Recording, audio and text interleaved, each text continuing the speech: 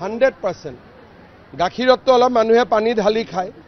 গৌৰৱ গগৈৰ পাকিস্তানী এজেণ্টত পানীও নাই, 100% মিল্ক হয়। তাৰমানে 100% মই যি কৈছোঁ পাক্কা কথা কৈছোঁ। আৰু কালি দেৱব্ৰত শইকীয়াই গৌৰৱ গগৈক কৈছে যে কেছ কৰি দিয়ক। কেছ কৰিলেতো ময়ো ভালে পাওঁ, কেছ কৰক মোৰ ওপৰত, কিন্তু নকৰিলেও জুবিন গাৰ্গৰ চাৰ্জশ্বিট দিয়াৰ পিছতে গৌৰৱ গগৈ কাণ্ড আমি মুকলি কৰি দিম। 10 ছেপ্টেম্বৰৰ পৰা অলপ সময় লৈছোঁ বুলি ধৰি লওক। 10 ছেপ্টেম্বৰত নহয়, 10 জানুৱাৰীত দিলোঁ। তাৰ পৰাতো কোনো পৰিৱৰ্তনটো একো নহয়। মই ক'লোঁ যে 10 ছেপ্টেম্বৰত দিম, নিদিলোঁ। 10 নৱেম্বৰত দিলোঁ। তাৰ পৰা কি ক্ষতি হ'ব পাৰে? তেওঁলোকৰ কাৰণে যদি শত্ৰুপক্ষই যদি 10 তাৰিখে বিচাৰে, মই 10ত কিয় দিম কওকচোন? তেতিয়া মই 11ত দিম না। শত্ৰুৱে যি বিচাৰে তাৰ পৰাতো মই মিনিট হ'লেও বেলেগ কৰি দিম। কি কয়? শত্ৰুৰ মতে মই চলিম নেকি? নহয়। প্ৰথম জুবিন গাৰ্গৰ চাৰ্জশ্বিট দিয়াৰ আগতে এইবিলাক কথাত গ'লে মানুহে বেয়া পাব। জুবিন গাৰ্গক ন্যায় প্ৰদানৰ প্ৰক্ৰিয়াটো পুলিচে সমাপ্তি কৰাৰ পিছত গৌৰৱ গগৈ 100%। গাখীৰতটো অলপ মানুহে পানী ঢালি খায়।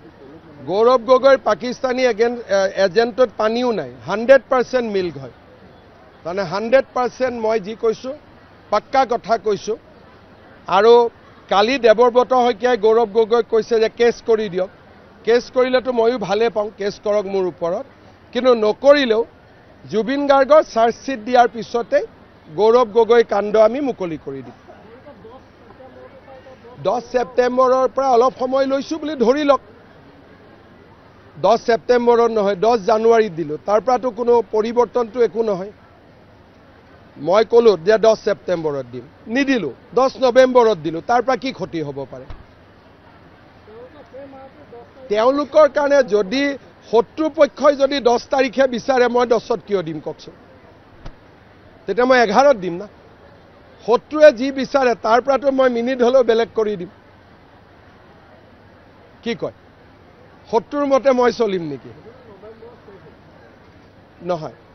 প্ৰথম জুবিন গাৰ্গৰ চাৰ্জশ্বিট দিয়াৰ আগতে এইবিলাক কথাত গ'লে মানুহে বেয়া পাব।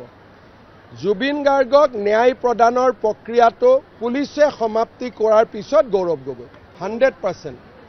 গাখীৰতটো অলপ মানুহে পানী ঢালি খায়। গৌৰৱ গগৈৰ পাকিস্তানী এজেণ্টত পানীও নাই, 100% মিল্ক হয়।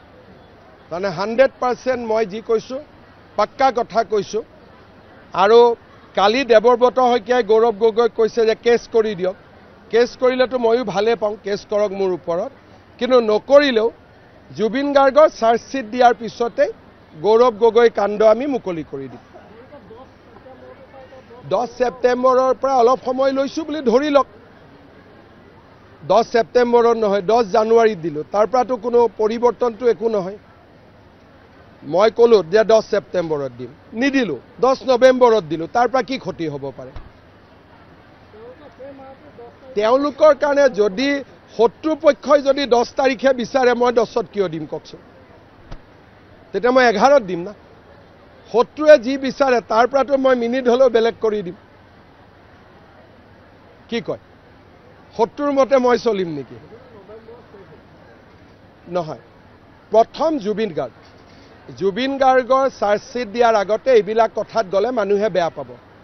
জুবিন গাৰ্গক ন্যায় প্ৰদানৰ প্ৰক্ৰিয়াটো পুলিচে সমাপ্তি কৰাৰ পিছত গৌৰৱ গগৈ